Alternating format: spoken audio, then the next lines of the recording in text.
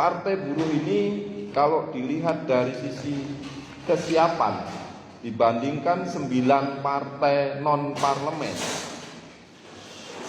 kan di partai kita itu ada 18, 9 itu parlemen, 9 itu non parlemen, partai baru maupun partai lama yang belum lolos di DPR RI. Contoh di provinsi itu kita di bawah 1 tingkat oleh Perindo. Dari total jumlah caleg, Perindo itu jumlahnya 120 full, Partai Buruh 111, Hanura itu 101, selebihnya di bawah 100. Ada yang cuman 35, ada tuh Garuda atau PKN itu cuman 35 caleg di tingkat provinsi.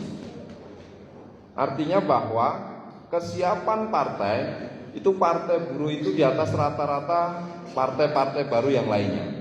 Sehingga Partai Buruh ini bukan partai kecil, Partai Buruh ini hanya partai baru. Berbeda antara partai kecil dengan partai baru. Dengan bukti apa? Coba cek di semua media, medsos segala macam, yang selalu dijadikan hujatan adalah Partai Buruh. Betul nggak? Itu tanda-tanda bahwa Partai Buruh itu bukan partai kecil. Kalau Partai Buruh itu dianggap partai kecil, kenapa harus dihujat? Kenapa harus dicaci maki? Kenapa harus dibully? Kan? Kenapa mereka bully Partai Buruh? Karena Partai Buruh ini merupakan ancaman bagi mereka untuk bagaimana bisa bersaing dengan partai-partai yang sekarang ada di parlemen. Memang di sisi lain, kalau kita ngomongin politik itu ada 3 hal yang harus disiapkan. Yang pertama mind atau ideologi atau pola pikir. Yang kedua money. Yang ketiga muscle atau kekuatan basis kita. Partai-partai lain, partai-partai cukong, partai-partai borjuis, dia punya 2 juga. Punya mind, punya money. Partai Buruh juga punya 2. Punya ideologi, punya basis massa. 2024 inilah nanti kita akan tarung antara partai yang punya ideologi dan punya duit dengan partai yang punya ideologi dan punya massa. Tergantung nanti usaha kita, semangat kita sampai 5 bulan ke depan. Kita masih ada waktu 5 bulan. September, Oktober, November, Desember, Januari. Memasuki awal Februari sudah memasuki masa tenang. Manfaatkan 5 bulan ke depan untuk bagaimana kita bertarung melawan partai-partai yang duitnya banyak. Bung, kita minder, bung, kita rendah diri. Ntar kalau ngomongin rendah diri tanya Habib, itu hukumnya apa kan, gitu kan, kalau orang rendah diri ya. Orang yang banyak duit pun belum tentu dia percaya diri. Dia hanya bluffing, dia hanya ngegos agar kita minder. Karena sebetulnya sosialisasi itu tentang bagaimana mempengaruhi psikologi massa atau psikologi masyarakat, psikologi lawan khususnya. Kalau kita kalah dalam hal psikologi, maka kita akan ngedown sehingga kita tidak mau lagi gerak untuk mensosialisasikan partai kita. Tadi Pak Pu cerita bahwa buset di tempat kita udah dibom sama, ditanyain kakaknya, dikirimin duit segala macam. Kalau psikis kita kena, maka kita udah berhenti. Padahal berapa besar uang yang dikeluarkan oleh partai politik belum tentu linier dengan suara yang dia akan dapat. Karena masyarakat sekarang dengan teknologi yang semakin tinggi, semakin cerdas, semakin pintar. Duit terima, milih kan nanti dipilih suara, kan?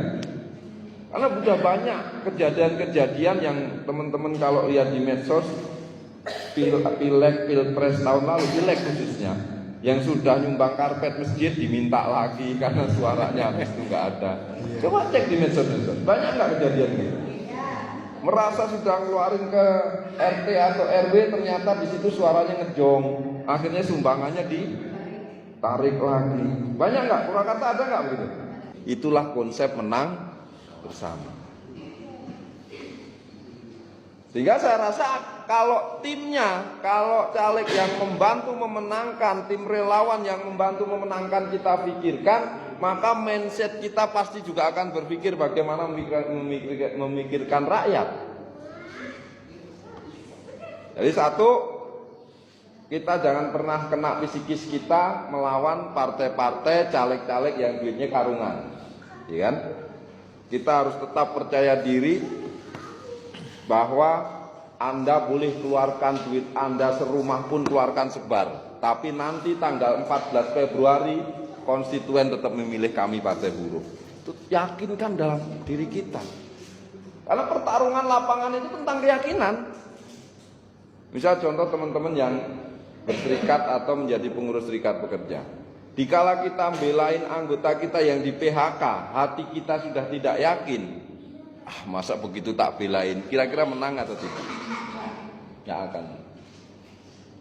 Seperti halnya kita tarung dalam politik, dikecilin, dibully, udah biarin aja, justru memotivasi kita untuk menjadi orang besar. Nggak ada orang menjadi besar, menjadi terkenal tanpa bulian. Coba siapa? Rocky Gerung yang begitu dihabis-habisin, tapi dia semakin naik. Bang Iqbal, presiden kita, presiden Partai Buruh, dari dulu itu isinya dibully. Pada saat mimpin serikat pekerja pun setiap saat dibully.